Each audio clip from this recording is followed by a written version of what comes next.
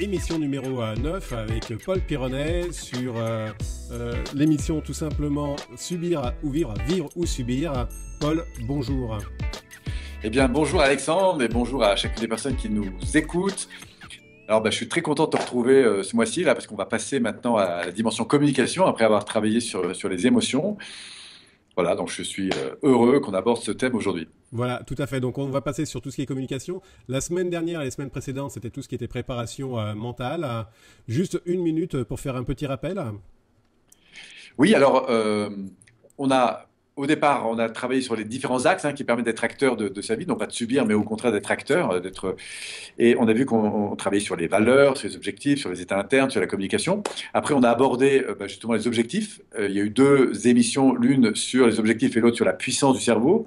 Puis après, on est passé au troisième angle, c'est-à-dire toute la partie gestion des états internes. On a vu les états internes, comment prendre en compte ces états internes, comment l'impact des marques d'attention pouvait aussi avoir du poids sur nos interactions et par conséquent sur nos émotions. On a vu comment les croyances se constituaient. On a vu ensuite, on a parlé des ancrages et puis de la préparation mentale. Il y a eu 5 vidéos donc, sur le sujet, enfin 5 émissions. Et puis ensuite, là, aujourd'hui, on aborde le nouvel angle qui est celui de la communication. Donc, on va parler d'écoute active et puis des éléments qui vont favoriser la rencontre ou pas, le nœud ou la boucle relationnelle. Alors justement, l'écoute active, c'est quoi en tant que tel? Alors, on va parler d'abord de l'écoute. Et puis ensuite, l'écoute active. Alors, l'écoute, c'est prendre en compte. L'écoute, c'est l'art pour moi de la communication. C'est l'art d'écouter. C'est la capacité à capter des informations, à la fois verbales et surtout non verbales. Il faut savoir que dans un échange entre deux personnes, en PNL, on va parler des niveaux conscients, des niveaux préconscients et des niveaux inconscients. Et dans une interaction, les 3 niveaux changent, les 3 niveaux bougent. Et il faut savoir que dans une interaction, eh bien, l'enjeu, c'est de pouvoir interagir avec l'autre, c'est-à-dire d'aller chercher les éléments qui vont favoriser cette interaction. Sachant que dans une communication, il y a le fond, ce qu'on a envie de faire passer, de recevoir, ou la forme. Alors souvent, je pose la question, est-ce que c'est le fond qui est le plus important ou la forme? Tu as une idée? Si c'est le fond, la forme est très très importante.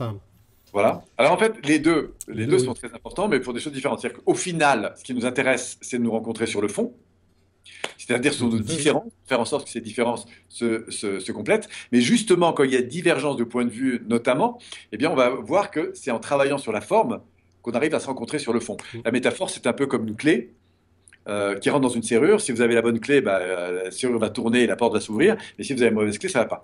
Donc, travailler sur de la communication, il faut être clair, c'est travailler sur la forme, la prise en main. Donc, parfois, les gens me disent, oui, mais est-ce que c'est pas finalement un peu manipulatoire, etc. Manipuler, ça veut dire prendre en main. Ouais, on se manipule tous. La manipulation relationnelle, je suis désolé de le dire, mais on va prendre en main la relation. Mais dans quel but, puisque on va travailler sur la forme pour nous rencontrer sur le fond, ça c'est l'objectif. Et pour travailler sur sa forme, moi je parle de communication 4-4, c'est-à-dire que travailler sur la forme, c'est s'adapter à des terrains différents. Quand je parle à un enfant, je ne vais pas forcément parler qu'avec la voisine du palier, ou quand je parle avec quelqu'un qui est qui est complètement émotionnellement pris, ou au contraire qui est en colère, ou qui est enfermé dans son nom, ou quoi que ce soit, eh bien, ce sont des terrains différents. Et développer sa faculté de communication 4-4, c'est développer la faculté d'adhérer sur des terrains différents.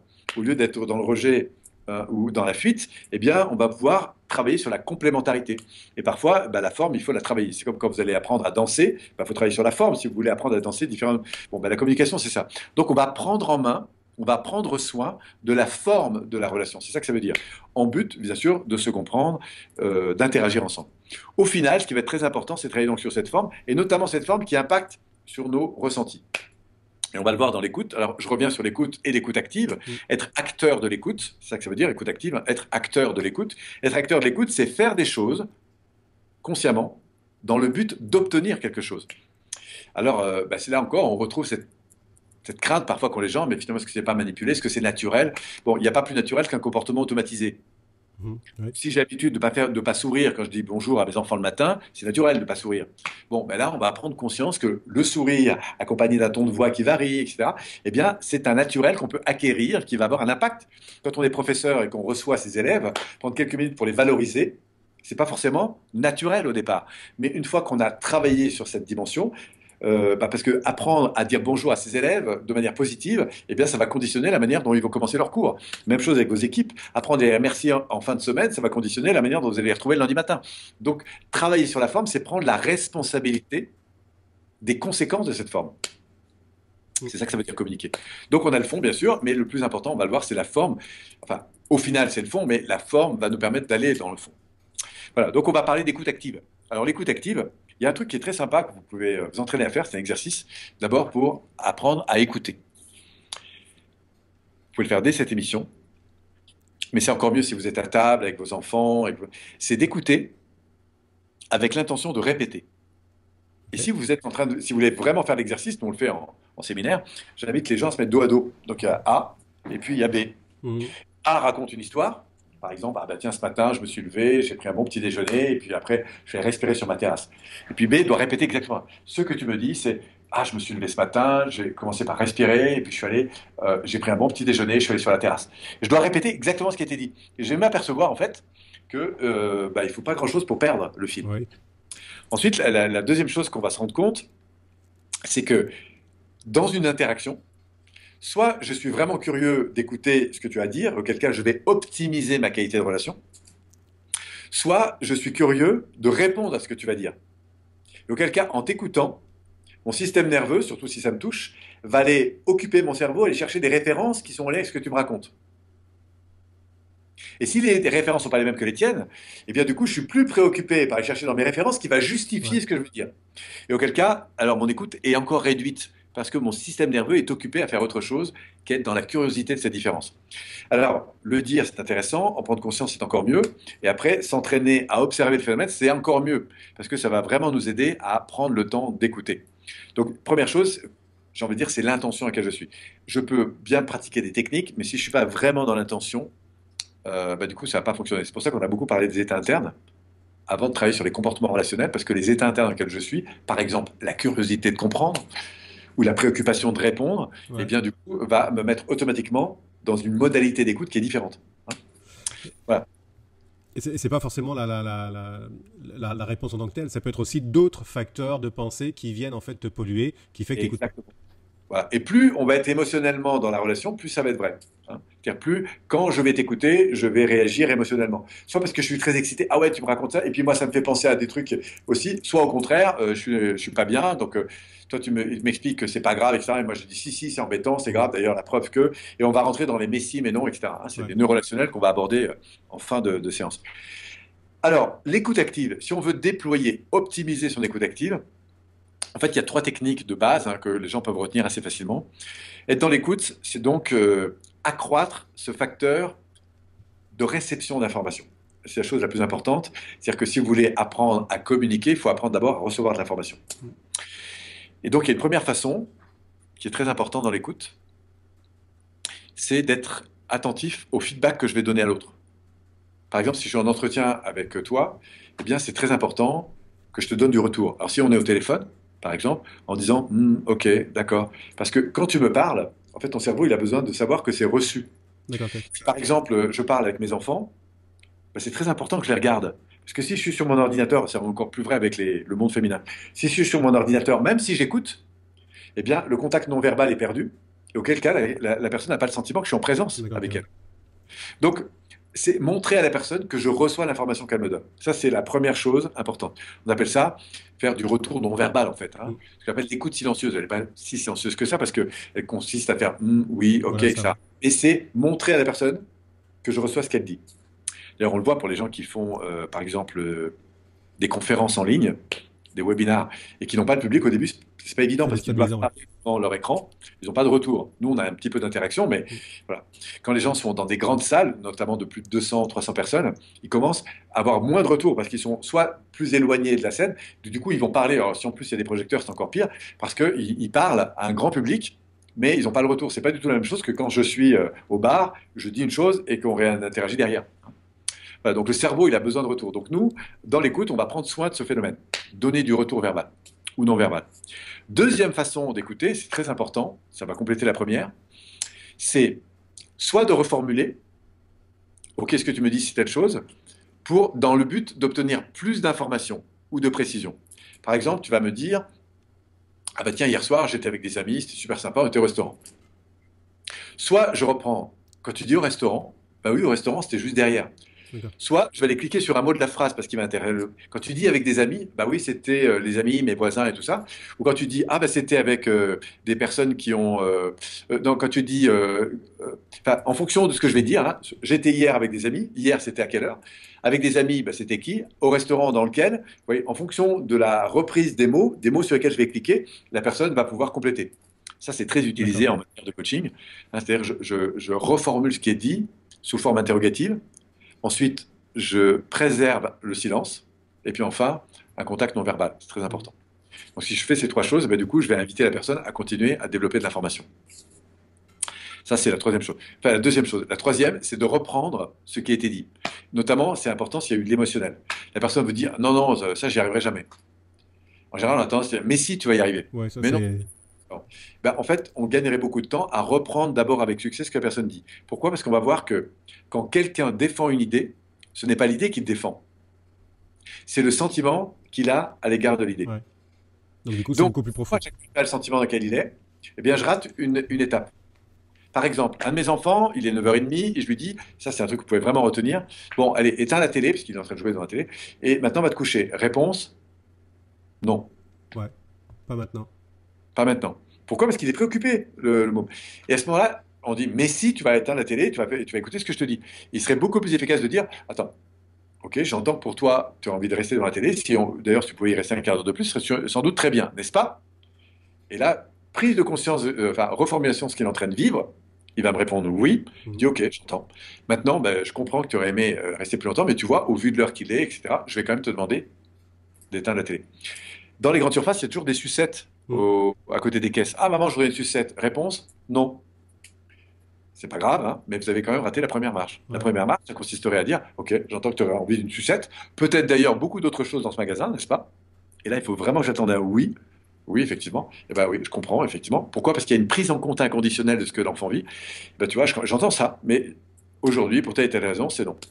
D'accord. Ok. Ce sera possible, C'est etc. c'est pas une notion de justification quand tu dis non pour telle raison, etc. C'est simplement bien de prendre en compte le besoin en fait, de la personne qui est en face de toi. L'enjeu, il est la prise en compte émotionnelle de ce que la personne dit. Ouais. J'ai pas le temps, évidemment, d'expliquer tout ça, mais si vous saviez le nombre de PV que j'ai évité avec ça, parce que la marque d'attention la plus forte, c'est une écoute inconditionnelle de ce que la Ouais. personne vit. C'est-à-dire, j'ai le droit de ne pas être d'accord avec ton point de vue. Mais pour te reconnaître, il faut que je reconnaisse que pour toi, c'est vrai. Mm. Tu vois, tu as le sentiment d'avoir été trompé, c'est ça qui se passe. Ok. Mm. Tu as le sentiment d'avoir un problème. Ben, ok. Et moi, même si je trouve ça absolument hallucinant, plus je vais trouver et plus je vais m'éloigner de ta vérité, plus c'est important que je le fasse. Ok. Mm. Oui. Et on voit d'ailleurs que c'est une des grosses problématiques, hein, y compris au niveau politique, quand il y a des débats, c'est l'incapacité que nous avons de reconnaître l'autre dans ce qu'il vit, Mm. et on va réagir à ce qu'il vit. Alors là, tu parles de politique, c'est contextuel. Quand deux hommes politiques justement font un débat, la personne est pas forcément d'accord avec l'autre personne, mais en plus de ça, il y a toute une visibilité qui est extérieure, donc elle se trouve un peu piégée par rapport à ça. Oui, mais en termes de communication, si la personne savait reconnaître, en fait, ce que vous êtes en train de dire, vous, ce que vous défendez, c'est telle et telle chose, c'est ça? Ouais, Ok. Mais qu'est-ce qui vous amène à penser ça? d'accord.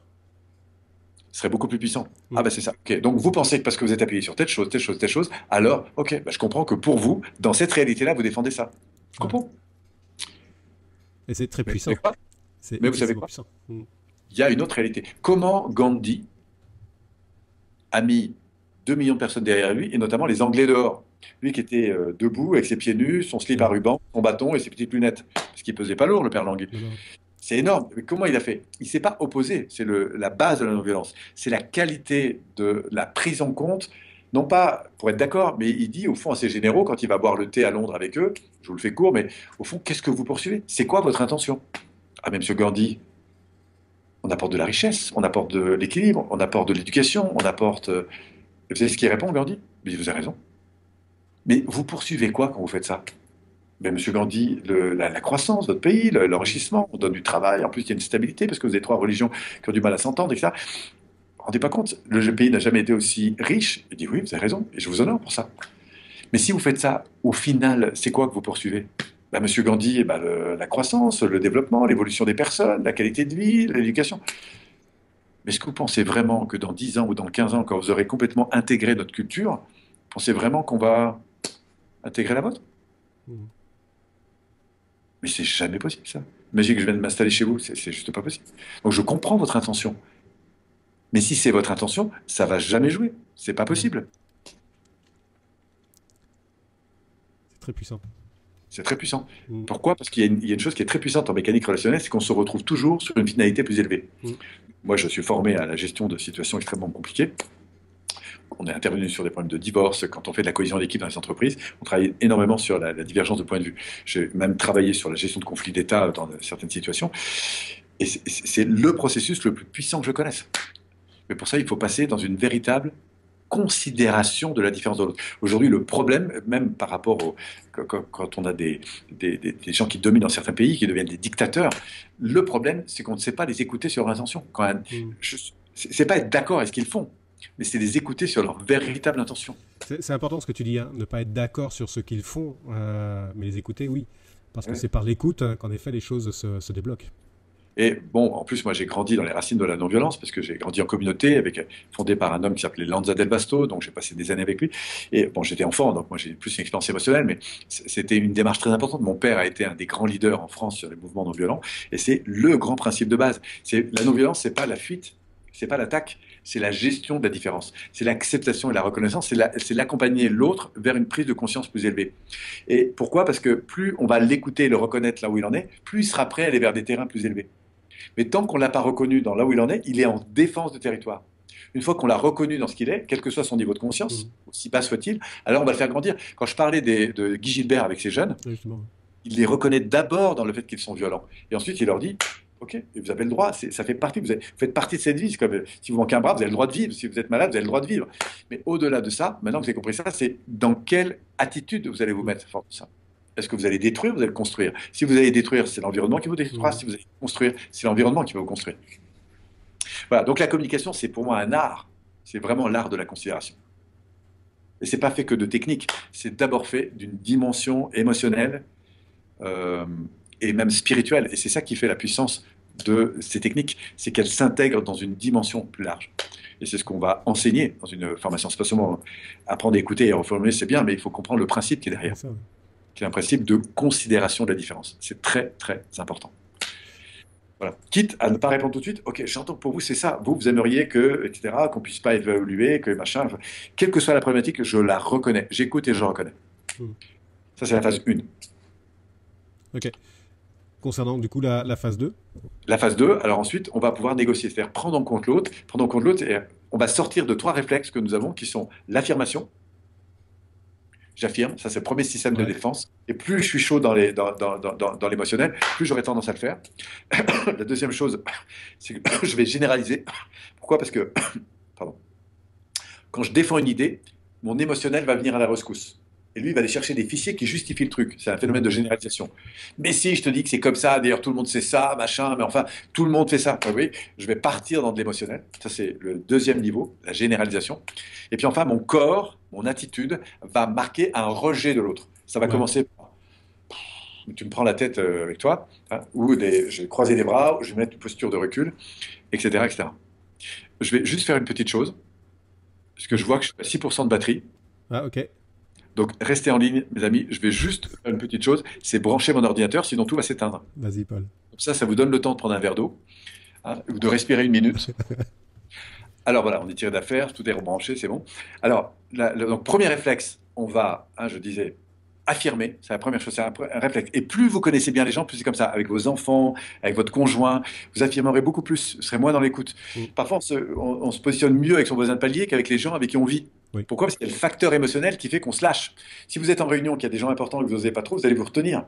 Mais dès que les gens importants vont partir, vous allez voir avec la personne avec qui vous êtes plutôt en lien, avec qui vous avez de l'intimité, vous dites, mais enfin, qu'est-ce qu'il dit? Pourquoi il fait penser ça, etc. Et là, vous allez commencer à réagir, en fait. Donc, la première chose, c'est arrêter d'affirmer. Deuxième chose, c'est poser des questions. Donc, si j'arrête d'affirmer, je pose des questions. C'est pas la deuxième chose, c'est pour remplacer l'affirmation Mm. par la question. La deuxième chose qu'on a tendance à faire, c'est à généraliser, hein, ce que j'expliquais. Donc, pourquoi? Parce qu'émotionnellement, je défends mon idée. En fait, il faut surtout arrêter de faire ça. Il faut passer dans, une fois que j'ai posé des questions, aller dans la précision. Quand tu dis ça, qu'est-ce que tu veux dire exactement? Souvenez-vous, la précision, Mhm. c'est ce qu'on fait en coaching. Enfin, quand tu dis que tu te sens mal, ok, très bien, mais qu'est-ce qui s'est passé exactement? Quand tu dis que tu n'es pas d'accord parce que toi, tu penses qu'il vaut mieux aller à la montagne qu'à la mer, qu'est-ce qui t'amène à penser que la montagne, c'est mieux? Ouais. Quand tu dis que de toute façon, tu peux pas y arriver, ok, d'accord, j'entends. Mais qu'est-ce qui t'amène à penser ça? Ouais. Quand tu dis que de toute façon, c'est pas comme ça qu'il faut faire, ok, j'entends. Mais qu'est-ce que tu penses qu'il faudrait faire? Mais voyez le temps que je prends, Mhm. accueillir la première étape et ensuite à poser des questions. Ok, tu dis ça? C'est très déstabilisant, en fait, les silences. Oui, parce qu'ils prennent émotionnellement, je donne de la place à l'autre. Mhm. Et plus c'est émotionnel, plus c'est important. Prenons, et la troisième chose, puis après je reprendrai avec un Ouais. exemple fort. La troisième chose, c'est de marquer une posture d'ouverture. La meilleure posture d'ouverture, c'est d'être à côté. Alors, on ne peut pas toujours être à côté, hein, Ouais. si vous êtes une pièce de magasin, mais la posture, c'est ouvrir et montrer verbalement que je suis dans l'accueil. C'est de l'entraînement, hein, parce que quand vous êtes en train de défendre une idée, vous aurez tendance, c'est pas possible, qu'est-ce que... Ouais. Et en fait, la personne le capte, hein, puisqu'on communique beaucoup plus non verbalement que verbalement, et du coup, du coup, ça freine la chose.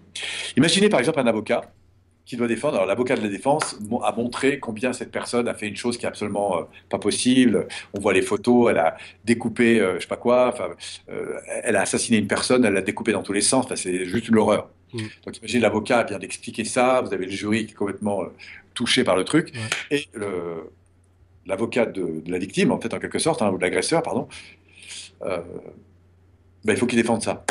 S'il commence à dire oui, d'accord, on a vu ces images horribles, mais vous comprenez, quand on regarde son histoire, machin, là, le gars, il a raté une marche, hein. Ah, c'est clair. Si maintenant il dit, ok, ok, il est vrai que quand on voit ces images et qu'on voit qu'on est capable d'une telle horreur, bah c'est clair, on sait que c'est vraiment des choses qui ne doivent plus exister dans notre société. Parce que ça, c'est inacceptable. Quand on voit, et là, il va reprendre tout jusqu'au moment où les gens se disent, mais attends, il est en train de défendre qui là? Bah oui, oui. Mais pourquoi? Parce qu'il est en train de reconnaître, reconnaître, reconnaître, reconnaître. Il dit, on comprend qu'effectivement, quand on voit ça, etc., c'est absolument intolérable et qu'il faut vraiment faire des choses pour que tout ça, non seulement ça n'existe plus, donc heureusement qu'il y a des règles pour ça. Seulement, qu'est-ce que nous sommes en train de juger? Est-ce que nous sommes en train de juger un acte ça, ou l'élément qui a provoqué ça? Mhm. Mais s'il n'y a pas eu une phase de considération puissante Ouais. du point de vue de l'autre, il a perdu d'avance, le Voilà, gars. ça, il y a un rejet immédiat, quoi. Voilà. Donc ça, c'est très très important. Un jour, j'étais dans un aéroport comme ça. À une époque, on amenait beaucoup des groupes dans le désert. Puis il nous arrivait un truc absolument incroyable. On devait décoller à 11 heures. Puis finalement, ça n'a pas marché. On nous renvoie l'avion à 1 heure après. Mais ça a duré comme ça. Toutes les heures, on nous disait qu'il y avait un avion. Finalement, on nous a changé d'aéroport. Et le lendemain matin, il était 2 heures du matin. On était encore. Et les gens étaient en stress. C'est pas possible. Puis au bout d'un moment, ils nous ont finalement dit, bah voilà, on a des nouveaux pilotes qui viennent, etc. Enfin bref, un truc de dingue. Ça m'est jamais arrivé. Et là, il y a une femme qui est là, alors qu'on part en bus dans l'avion, les bagages sont dans l'avion. Et là, on a une femme qui dit, ah non, cet avion est maudit, je pourrais jamais partir. Et là, on se dit, non, c'est pas possible. Alors, bon, ça cause une critique d'angoisse, c'est une tension absolument incroyable. Et là, la personne nous dit, et tout le monde est autour, mais non, madame, mais non, madame, mais non, madame. Et là, je suis avec mon ami Raphaël, on regarde le truc et on se dit, là, il faut qu'on intervienne parce que sinon, on va pas y arriver. On va y passer dans des... Et la première chose que j'ai fait, je suis arrivé là, elle était assise au milieu de ses valises, tout le monde essayait de dire, mais non, madame, mais non, madame. Et là, je la regarde et je dis, et je reformule ce qu'elle dit. Je dis, en fait, ce que vous pensez, madame, c'est que cet avion, il est maudit. Et là, je la regarde, elle s'assoit, elle me regarde comme ça, elle me dit, c'est exactement ça. Et enfin, quelqu'un l'écoutait sur ce qu'elle vient. Ah, Plus ce que vous pensez, c'est qu'avec tout ce qui s'est passé dans la journée, il y a des raisons, il y a 1000 raisons, et vous dites jamais j'arriverai chez moi, et vous êtes donc très angoissé. C'est ça qui se passe. Voilà. Et là, je reviens sur le facteur émotionnel. Et au fond, ce que vous vivez, c'est ça. Voilà, et c'est mhm. ça. Ok. Et là, je vous assure, il y avait pas 15 personnes autour. Mais comme j'étais dans la reprise en compte de ce qu'elle vivait, j'étais devenu son sauveteur. Mhm. Écoutez, j'entends ça, madame. Hein, vous êtes extérieur, et c'est normal que vous soyez comme ça. Ok. Qu'est-ce qui pourrait vraiment vous rassurer? Et là, j'ai un grand temps de silence. Alors, évidemment, les gens. Mais comme tout d'un coup, les gens se calment, chut, qu'est-ce qui pourrait vous rassurer, madame? Ouais. Mais parce qu'ils ont tendance à intervenir, hein. Et oui, parce que c'est notre côté sauveteur, en fait, hein. Ouais. On va Mhm. apporter des solutions. Qu'est-ce qui pourrait vous rassurer? Et là, je prends toute ma voix de tranquillité, vous rassurer vraiment. Voilà. Qui ferait que vous puissiez faire un vol, mais vraiment tranquille. Qu'est-ce que. Ah, je sais pas, mais trouvez-moi un truc, trouvez-moi un truc, trouvez-moi un truc. Moi, je sais que vous avez en vous la réponse. Ah, je voudrais parler à un pilote. Ok, vous aimeriez parler à un pilote. Et s'il était là, qu'est-ce que vous aimeriez lui demander? Et j'arrête pas comme ça. Ouais. C'est quoi la sécurité? Ok. Et si vous comprenez ça, qu'est-ce qui va se passer? Mais le seul fait que je l'écoute, en fait, ça a suffi. Pas toujours Ça a mieux. duré 10-15 minutes. Et puis finalement, on a amené la femme dans l'avion, elle a pris l'avion et tout le monde a pu décoller. Voilà. Juste pour vous dire qu'un facteur d'écoute et de considération, c'est très important. Ça joue énormément. Donc, première étape, pour sortir d'un nœud relationnel, passer de l'affirmation à la question. Tester ça, Mm. tester ça, tester ça. C'est vraiment puissant. La deuxième, c'est de ne pas s'arrêter au retour, c'est de reprendre, OK, ce que tu penses, toi, c'est ça, ou ce que tu vis, c'est ça, ou ce que tu dis, c'est ça, etc. Et reprendre, reformuler le point de vue de l'autre. Hein, c'était la troisième forme de Mm. reformulation, très important. Nous, on dit, il y a un grand principe qui est toujours de reconnaître le point de vue de l'autre avant de chercher à faire passer le sien. C'est un principe qu'on retrouve dans tous les arts martiaux, Mm. dans la vie de tous les jours. Hein. C'est commencer par valoriser l'autre pour ensuite prendre sa place. Euh, au lieu de dans le combat de coq. Ouais. Donc, euh, première chose, poser des questions au lieu d'affirmer. Deuxième chose, Reformuler. reformuler pour aller chercher de la précision. Et troisième chose, marquer une attitude d'ouverture. L'ouverture. Ouais. Voilà. Donc ça, c'est vraiment des réflexes que vous pouvez tester. Et surtout, vraiment tester ça avec vos enfants, c'est incroyable. Ils veulent pas aller se coucher? Ok, j'entends que tu veux pas aller se coucher. Tu veux pas venir manger tout de suite? Ok, j'entends que pour toi, c'est plus important de jouer devant l'ordinateur, etc. Et je comprends ça. Tu vois, et j'entends. Voilà. Mais tu sais, j'ai vraiment besoin, etc. Ah ben j'entends que pour toi, etc. J'entends que pour toi, je ressens que pour toi. Voilà. Et axer la reformulation sur de l'émotionnel. C'est incroyable comme c'est puissant. Et c'est encore plus puissant avec les femmes. Mm. Pourquoi? Parce que ce sont des êtres qui sont Très émotionnel. beaucoup plus émotionnels que nous les hommes. Mm. Mais ça marche aussi avec les hommes. Ouais. C'est excellent. C'est excellent. On arrive à la fin quasiment là. Oui. Est-ce que tu voudrais rajouter une dernière chose avant qu'on clôture? Alors, oui, une dernière chose, parce que quand vous allez commencer à faire de l'écoute et à poser des questions, il va falloir faire très attention à une chose. C'est que la personne est disposée à vous en dire plus. Elle a envie de vous en dire plus. Parce que quand vous allez changer votre attitude, au bout d'un moment, la personne va dire, mais t'as pas compris ce que je veux dire là? Donc la reformulation, c'est un art qui se travaille. Ouais. Au début, on ne sait pas trop comment faire. Puis après, ça va venir, en fait. Mais, voilà. Mais quand vous posez des questions, quand vous reformulez, soyez toujours attentif à la tête que fait la personne. Parce que poser des questions, c'est bien, Ouais. mais ça peut être très vite dérangeant. Oh que oui. Mm. Voilà. Si à chaque fois que votre femme elle vous dit, ou votre conjoint vous dit, ah, je me sens fatigué, ah bon, mais qu'est-ce qui s'est passé pour toi aujourd'hui? Ouais. Bon, ça va vite la gonfler, en fait. Ça Donc, peut être vite harcelant. Ouais. simplement, ok, j'entends ça. Et dans la plupart des gens, quand ils expriment en fait des difficultés, ils ne cherchent pas de réponse. Donc, accueillez, point. Mm. Donc, soyez attentifs avec les questions. C'est bien d'en poser quand il y a une intention, soit de se comprendre, soit d'aller plus loin. Mais soyez attentifs. Oui, c'est ça. Mais la nature émotionnelle dans laquelle vous êtes, c'est absolument fondamental. Donc, je terminerai en disant, vérifiez que votre curseur énergétique, émotionnel, soit au bon niveau. C'est ça le plus important. Paul, merci beaucoup. Les amis, cette émission se termine. Comme d'habitude, plein de belles choses et c'est passionnant. Donc, si vous avez raté le début, eh ben, je vous invite à aller voir sur le bouton réécoute ou sur la web TV. Vous allez retrouver cette émission en réécoute complète. Et puis, vous allez pouvoir récupérer tout ce que vous avez récupéré. Si vous voulez écouter cette émission à nouveau parce que vous adorez cette émission-là, il n'y a pas de problème. C'est la même chose, c'est le même chemin. Qui plus est, Paul, on peut aller aussi sur différentes vidéos qui se trouvent sur le site et puis des formations aussi qui se trouvent sur le site. Ce qu'on peut dire aussi, c'est en quoi on va compléter sur la prochaine émission. Tout à fait. Merci de me le rappeler, Paul. On va construire une bonne relation, le rapport en PNL. Ça va être le thème de la Donc, on prochaine va émission. travailler cette fois-ci sur les facteurs qui valorisent. Qu'est-ce qu'on retrouve à chaque fois que ça communique bien? Et le fait d'en prendre conscience, on va voir comment l'installer, comment créer ce rapport de complicité. Qu'est-ce que vous retrouvez à chaque fois que ça se passe bien? Donc on va beaucoup s'amuser, on fera des comparaisons, vous irez chercher vous verrez avec des gens avec qui vous êtes en bonne relation pour vérifier ces différents paramètres. Vous allez voir, c'est vraiment génial. Ok. Merci, Paul. Salut tout le monde et à la